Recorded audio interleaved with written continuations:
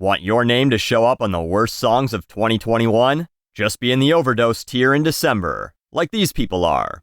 Support the habit at patreon.com/doseofbuckley.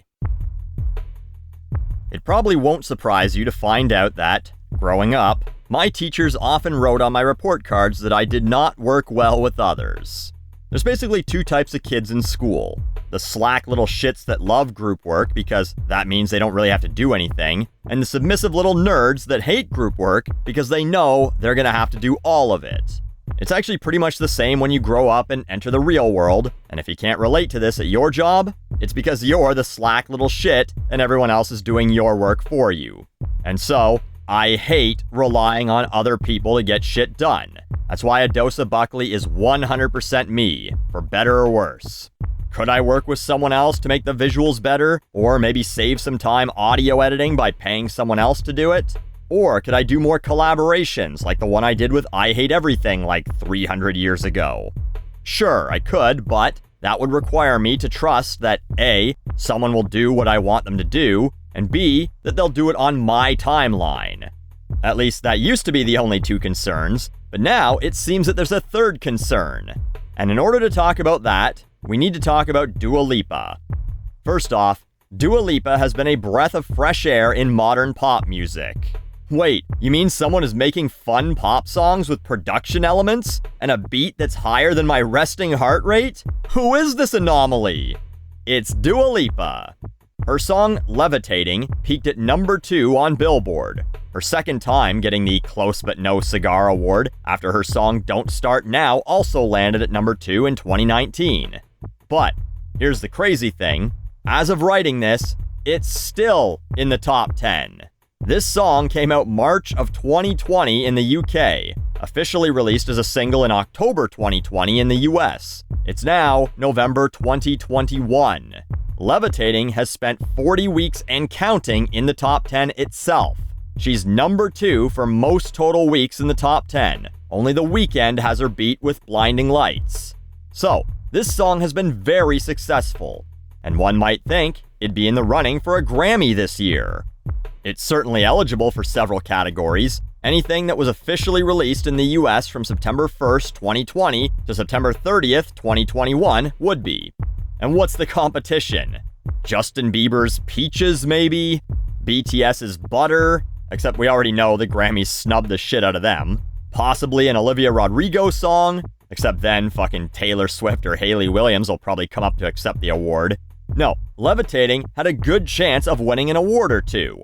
I say had because Dua Lipa decided not to submit it. Why? Because of who she worked with. You see, the US version of the song that would be eligible for a Grammy features a rap verse by DaBaby. Obviously, someone thought this would help make the song more popular in the US, and that'd be hard to argue. However, if you watch Dave Chappelle's new special, perhaps you know what the issue is here. For those that didn't, DaBaby showed up on stage at Rolling Loud Miami in July, and to hype up the crowd, said, "If you didn't show up today with HIV, AIDS, or any of them deadly sexually transmitted diseases that'll make you die in 2 to 3 weeks, then put your cell phone lighter up.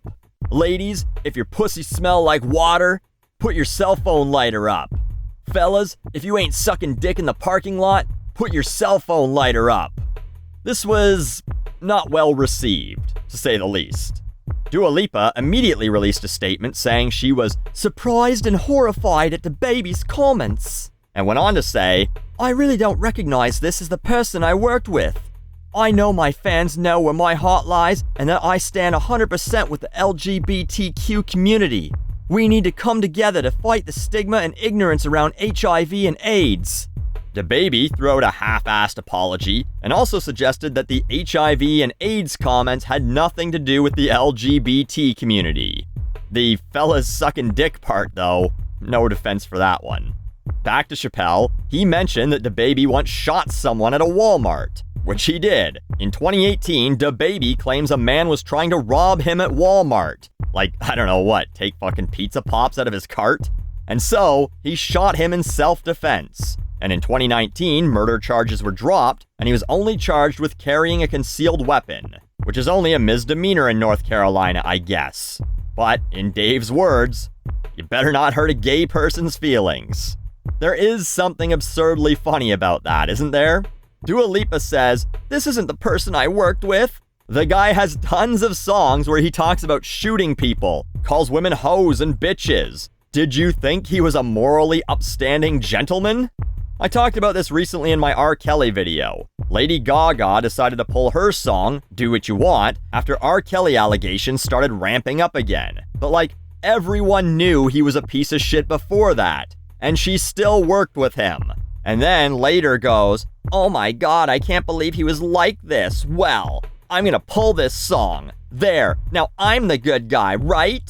After already making a bunch of money off the song anyway. But is this a new problem for artists?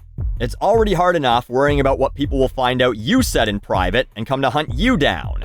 Ask Morgan Wallen. But now you have to worry about what the person who shows up in your song for 30 seconds says that has nothing to do with you, and how that could affect your career? I mean, Grammys are meaningless, and she's already got 3 of them, so I'm sure it's not a huge deal for her to not be in the running for another one. And she has a version of the song without DaBaby on it that most pop radio stations were playing before all this shit happened anyway, because that's what they do. Anytime there's a version with and without a rapper, almost every time, they'll choose the one without the rapper. They don't want their station sounding too black. This is true before you think I'm getting all woke here. I've heard program directors say this. So, it's not like she had to worry about getting her music pulled off the radio, for the 36 people in North America still listening to the radio. And clearly the song isn't suffering financially or in popularity because of this. As I mentioned, this thing with DaBaby happened in July. The song has spent another 4 months in the top 10. But will this make pop stars reconsider adding features to their songs in general? Is this the warning shot? Well, okay, this time it was fine for Dua Lipa, but what if I work with some dude who ends up taking a swing at his girlfriend's mother? Right, Zane? Or if they go on some bizarre Twitter rant about how their cousin's friend's balls swelled up and he became impotent because they took the vaccine. Right, Nikki? If you have a hit song that happens to include someone else who's being an asshole, does that taint your song and possibly your career? Or maybe it's actually good. We know controversy sells, and if the controversy is around someone else associated with your song, then the blood isn't on your hands. Maybe you're hoping the guy who features on your song will go out and say or do some stupid shit that gets him in trouble, so all your stans can flock to your Twitter or Instagram and say, "Oh, don't worry, we support you. We know that you don't condone that. We'll keep streaming your music, bestie."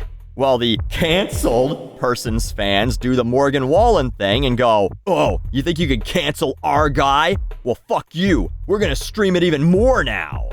Hell, maybe they'll start making deals for this. DaBaby claims to charge $300,000 to feature on a song. Maybe he says, "Hey, listen, for an extra $100,000, I'll say some crazy nonsense in public once the song's popularity starts dipping, get it back in the public eye. I'll recover from it because, I'm a rapper. People like me because I say crazy shit. Hell, no one's canceling Lil Wayne for all the times he said no homo.